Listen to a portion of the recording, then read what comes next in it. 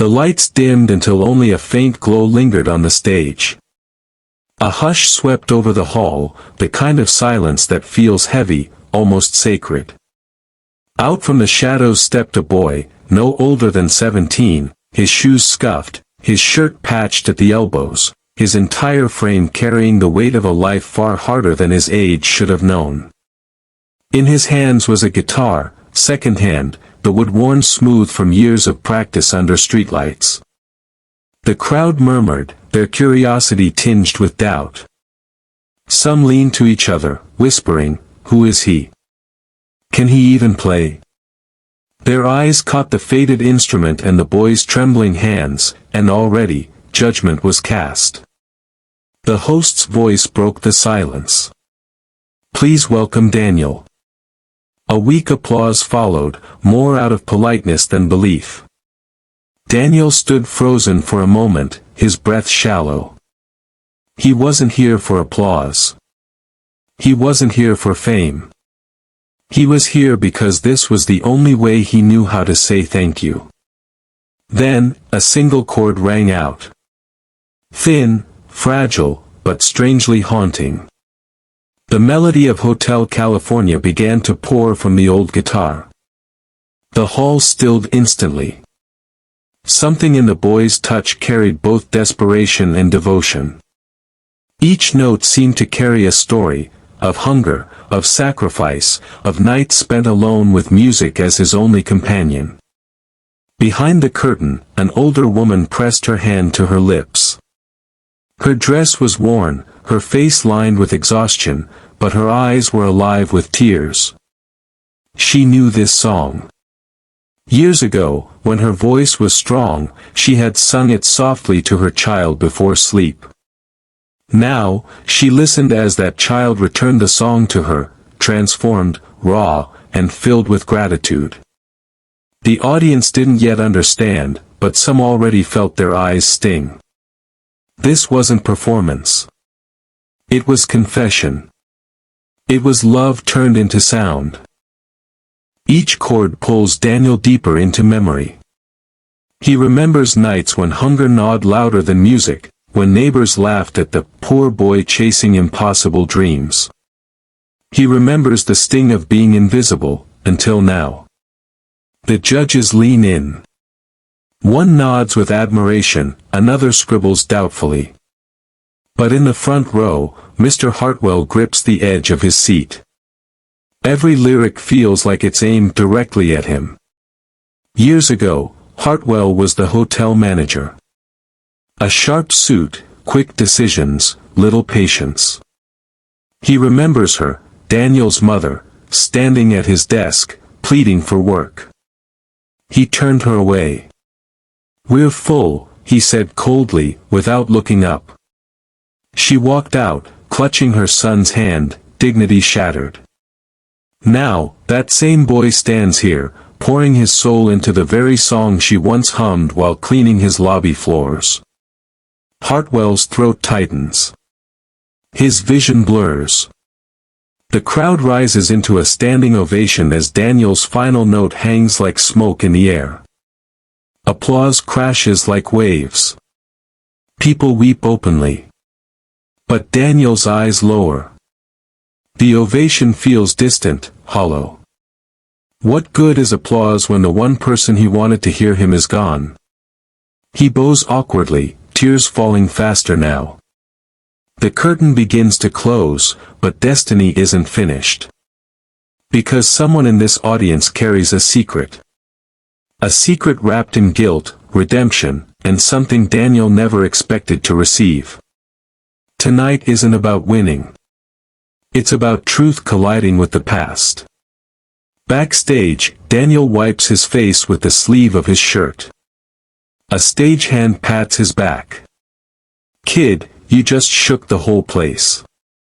Daniel forces a weak smile, whispering, "She didn't hear it, so none of this matters." Footsteps echo. Slow. Heavy. Mr. Hartwell emerges from the shadows, his expression torn between courage and shame. "Daniel," he begins, voice trembling, "do you remember me?" Daniel turns sharply. The memory strikes like lightning, the hotel lobby, his mother's desperate tone, the man behind the desk who dismissed her. Yes, Daniel replies coldly. You closed the door on us.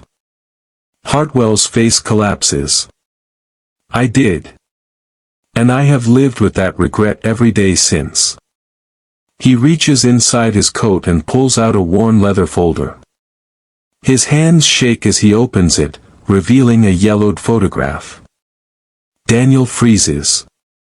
It's his mother, smiling, younger, holding him as a baby.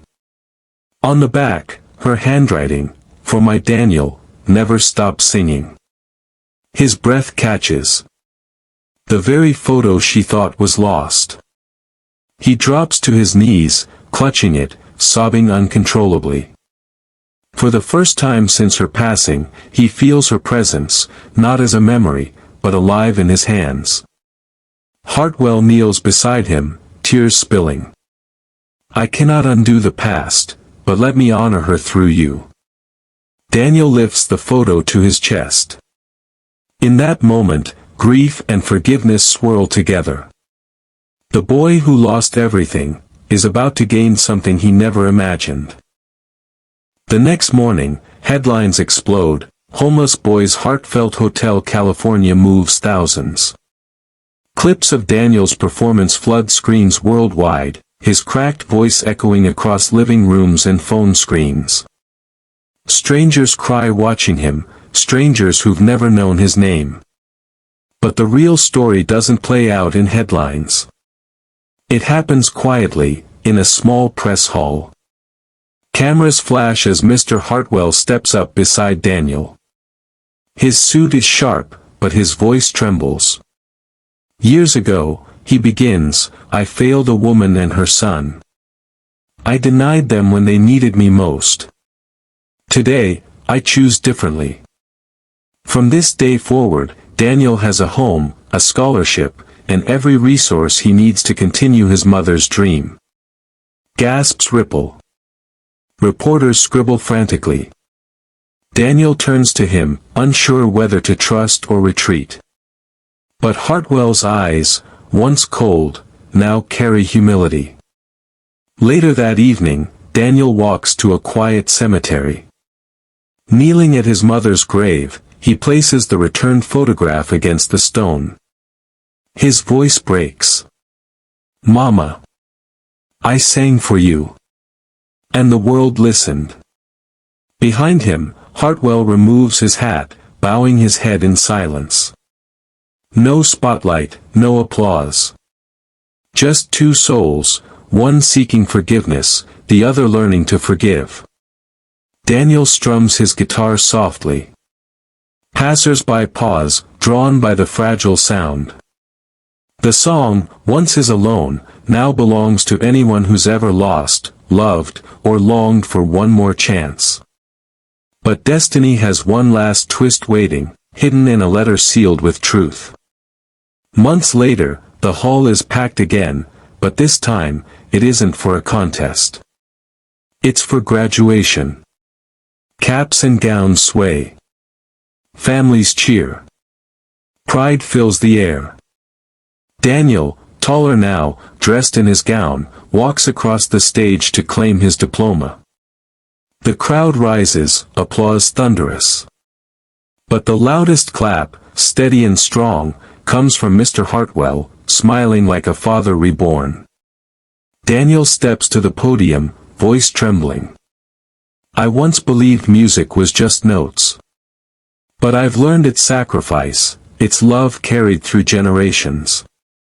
My mother gave me her voice. And a stranger, once my enemy, helped me carry it forward. The crowd erupts, tears shining. As Daniel descends the stage, an usher hands him an envelope. Confused, he opens it. Inside, a letter written in careful script, I've been searching for you, Daniel. I never knew you existed. I am your father. Tonight, I finally heard your song. Daniel's hands shake. The auditorium gasps. He looks toward the back, where a man, older, unfamiliar, stands with tears streaming, nodding gently. Hartwell steps aside, eyes wide, realizing this isn't the end of his role, but the beginning of a bigger family than he imagined. Daniel clutches both the letter and diploma, overcome. He thought he stood alone in the world. Yet tonight, he stands with a legacy, a mother's sacrifice, a stranger's redemption, and a father's return. The boy who sang from pain now sings from love. And